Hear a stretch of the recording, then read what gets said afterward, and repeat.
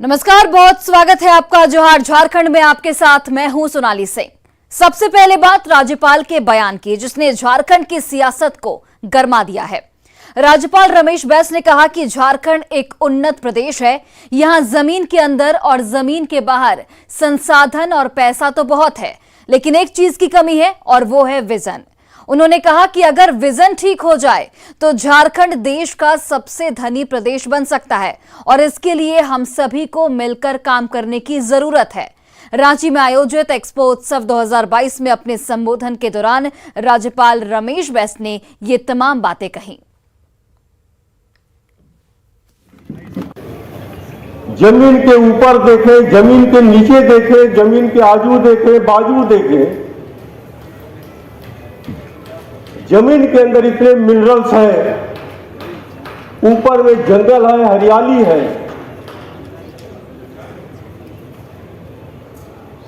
चारों तरफ से संपन्न है,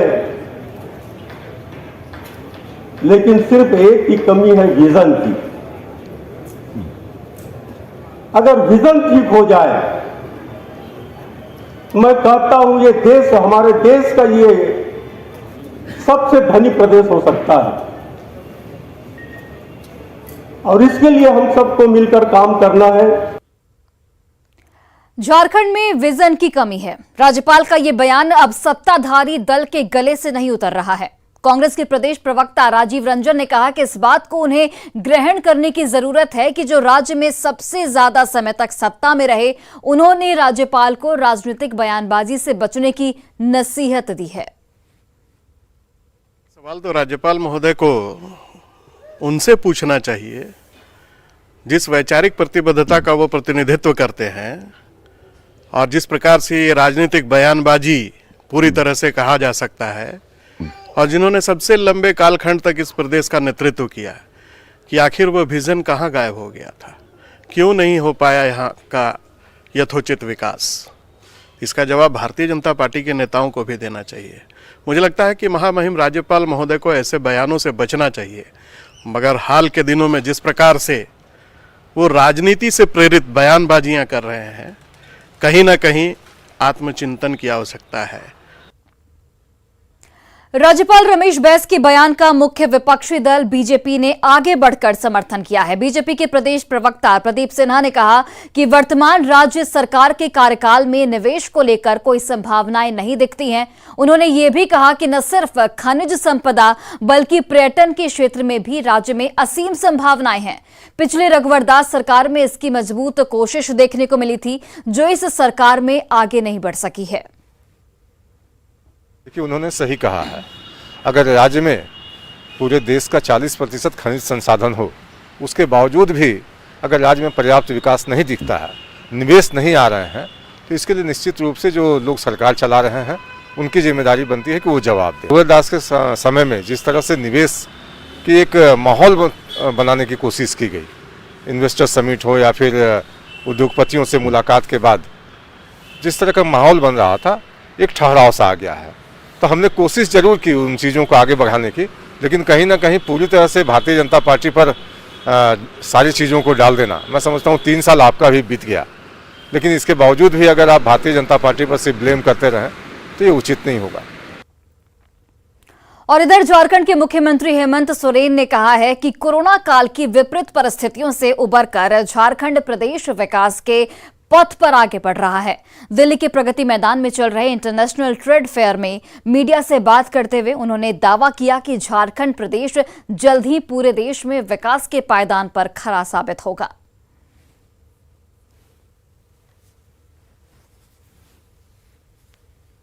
कुछ ही राज्य हैं जो अपनी अर्थव्यवस्था को मजबूती के साथ आगे बढ़ रहे हैं, और उन गिने चुने राज्यों में से झारखंड प्रदेश भी सिर्फ उपस्थिति दर्ज कराना ही राज्य सरकार का मंशा नहीं है, बल्कि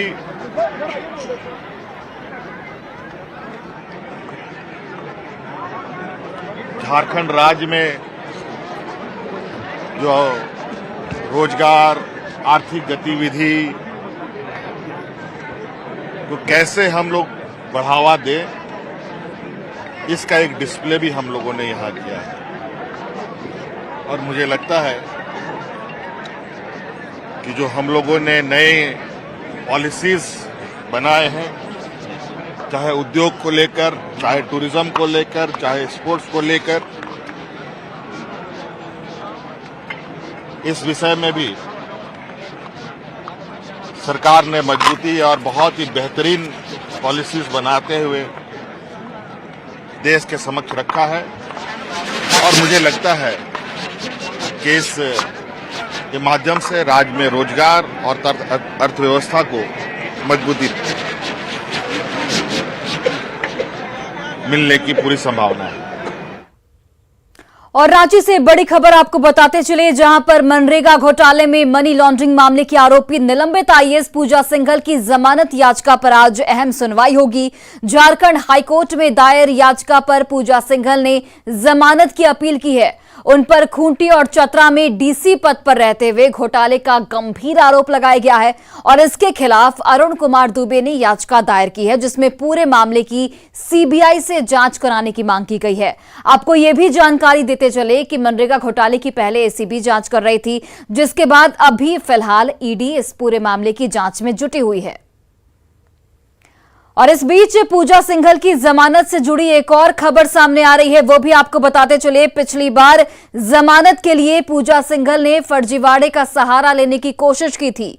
पूजा सिंघल ने जमानत के लिए फर्जी मेडिकल सर्टिफिकेट लेने की कोशिश की थी, लेकिन इसकी जानकारी ईडी के अधिकारियों को मिल गई थी, जिसके बाद ईडी के वकील ने हाईकोर्ट में जमानत याचिका का विरोध किया था और इसी विरोध की वजह से 3 नवंबर को हाईकोर्ट ने सुनवाई के दौरान जमानत याचिका को खारिज कर दिया था। आपको यह भी बताते चले कि मनरेगा घोटाले से जुड़े मनी लॉन्ड्रिंग मामले में पूजा सिंघल आरोपी हैं और फिलहाल वो जेल में बंद हैं।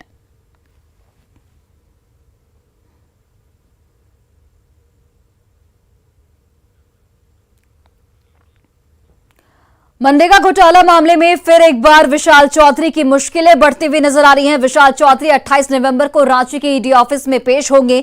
दिल्ली एयरपोर्ट पर विशाल चौधरी को उनकी पत्नी के साथ थाईलैंड जाने के दौरान प्लेन से उतारा गया। इसके बाद ईडी के अधिकारी दिल्ली एयरपोर्ट पर पहुंचे और समन थमाया। विशाल चौधरी के बारे में जानकारी दे रहे हैं हमारे सहयोगी अविनाश कुमार। मनरेगा घोटाला मामले में विशाल चौधरी 28 नवंबर को ईडी दफ्तर में हाजिर होंगे। विशाल चौधरी को दिल्ली एयरपोर्ट पर लुकआउट नोटिस के बाद सुरक्षा कर्मियों ने कल रोका है। वो उस वक्त अपनी पत्नी के साथ थाईलैंड जा रहे थे। पहले से ही ईडी के द्वारा उन्हें कई बार सम्मन देने के बाद भी जब वो हाजिर नहीं हुए, जब पूछताछ में उनके द्वारा सहयोग नहीं किया जा रहा था, तब ये लुकआउट नोटिस जारी किया गया था। कल सुरक्षा कर्मियों ने उन्हें प्लेन से पत्नी के साथ उतारा और ईडी के अधिकारियों को इसकी जानकारी दी। बाद में ईडी के अधिकारियों ने वहीं एयरपोर्ट पर 28 नवंबर को लेकर एक समन उन्हें थमाया है और उन्हें हाजिर रहने को कहा गया है। अगर आप विशाल चौधरी की बात करें तो ये पूरे मनरेगा मामले में इसलिए महत्वपूर्ण हो जाते हैं। पिछली बार भी इन्हें पूछताछ के लिए बुलाया गया था, देर रात तक पूछताछ की गई थी। अशोकनगर में इनका दफ्तर है और इन पर ये आरोप है कि झारखंड के कई बड़े अधिकारी जो इस वक्त कई विभागों के महत्वपूर्ण पद पर हैं, उनके घर आना जाना रहा है। उनके घर देर रात तक जो पार्टियां होती थी उसमें अधिकारी आते थे और विशाल चौधरी से उनके बहुत ही बेहद मधुर संबंध थे। तो अब ये देखना होगा कि 28 नवंबर को जब यहाँ विशाल चौधरी आएंगे और मनरेगा घोटाला मामले में जब पूछताछ आगे बढ़ेगी, तब कितने अधिकारियों के गले की फांस और मजबूत होती है।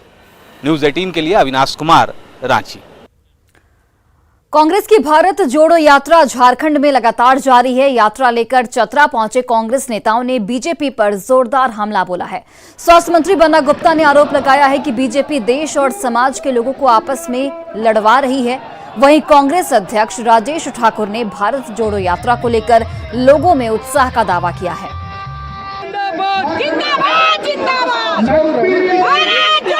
आज हमारे झारखंड में हमारे सूफी संत महात्माओं ने कुर्बानी दी है, कांग्रेस ने इस देश को आज़ादी दिलाई है, और आज जिस तरीके से नफरत का माहौल पैदा किया जा रहा है और एक ऐसे माहौल को पैदा किया जा रहा है जिस माहौल से इस देश की जो है अस्मिता को, एकता को, अखंडता को, इस देश का आइन को, अमन को, अखलाक को, मोहब्बत को चोट पहुंच रही है, तो निश्चित तौर पर देश के उन लोगों को आज आगे आना होगा जो लोग इस देश को प्रेम विश्वास में लाना चाहते हैं। उन्नति ऐसे में देश कहीं ना कहीं टूट रहा है, बेरोजगारी के कारण परिवार टूट रहा है, महंगाई के कारण परिवार टूट रहा है और नफरत के कारण पूरा समाज टूट रहा है। ऐसे में राहुल गांधी जी के संकल्प को हम लेकर के और जो संदेश है उसको गांव-गांव तक पहुंचाने का काम कर रहे हैं इस यात्रा के माध्यम।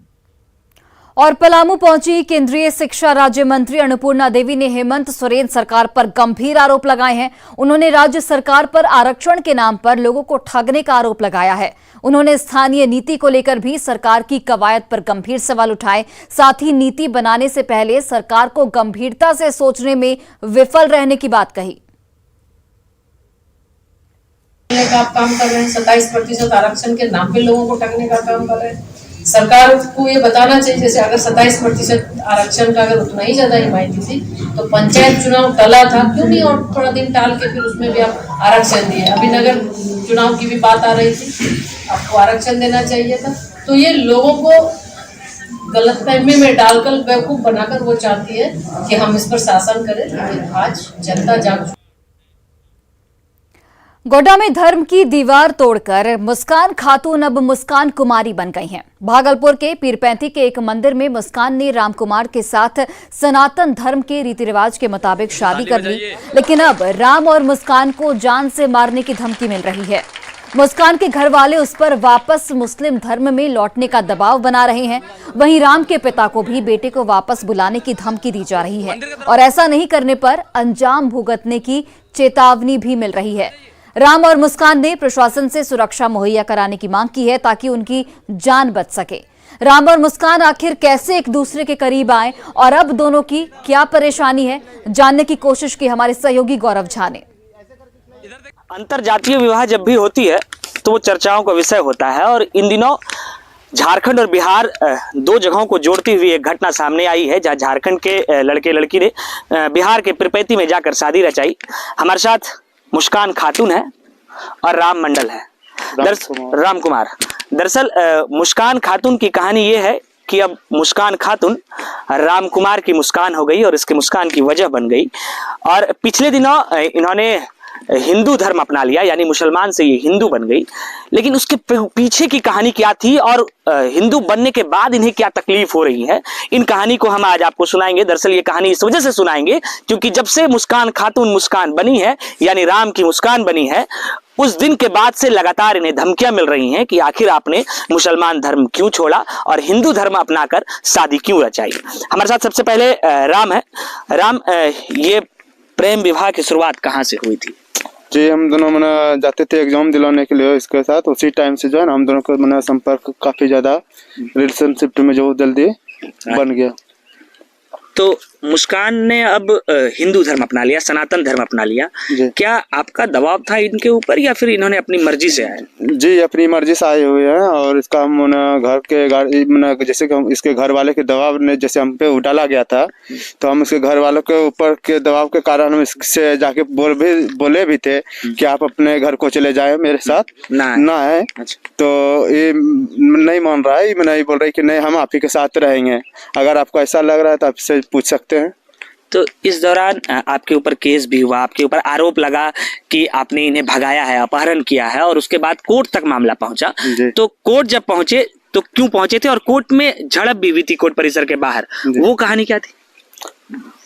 जी, वो कहानी यही था कि ये इसका मम्मी पापा का कहना था कि हम जो है इसको ले जाके वो डायरेक्ट काय हैंड ओवर कर दिया। इसका मम्मी पापा का कहना था कि मुझे आके दे देता घर पे।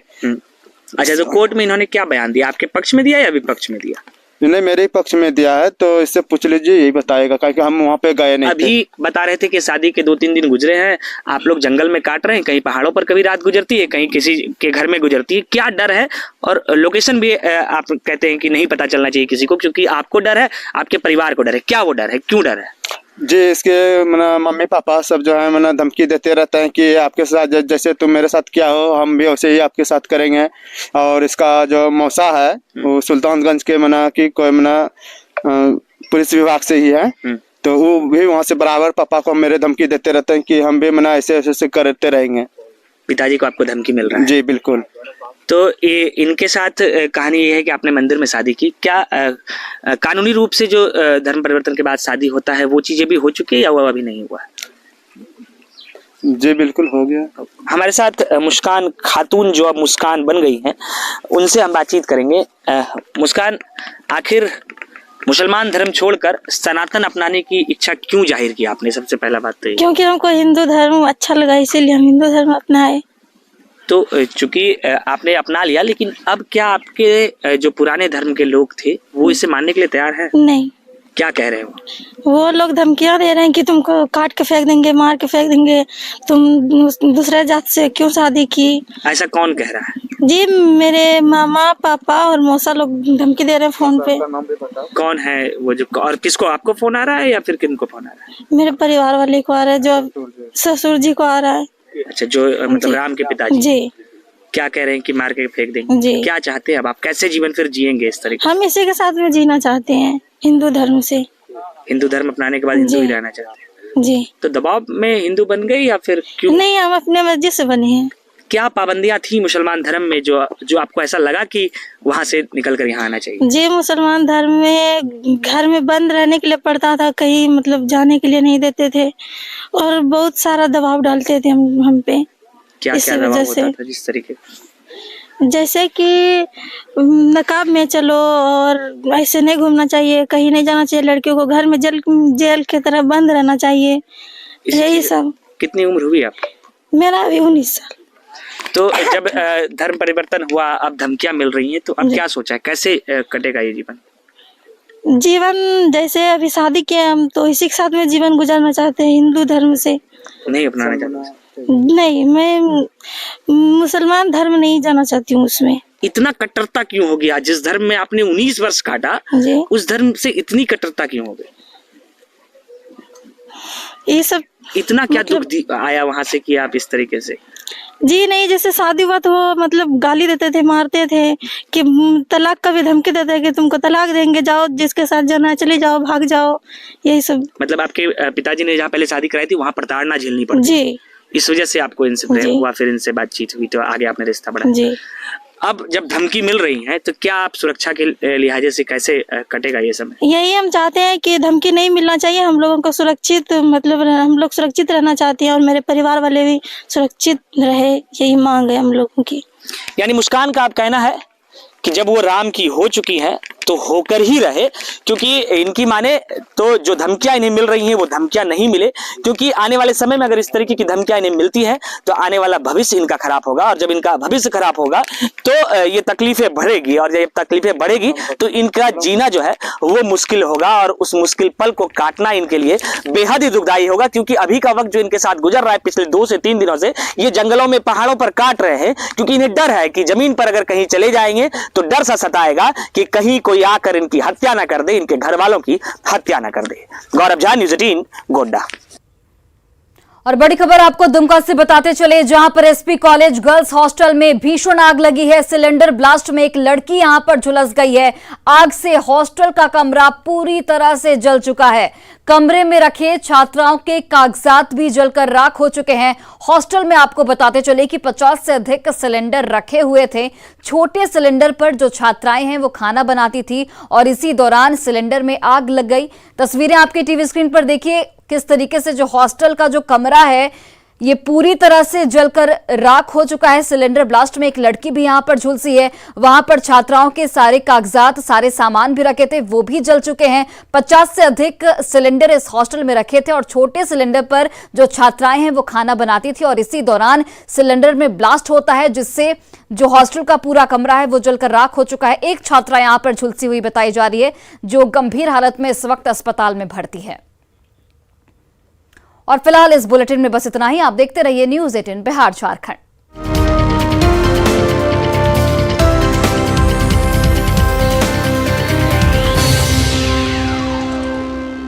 Headlines presented by Pet Safa ayurvedic चूर्ण, पेट सफा तो हर रोग दफा।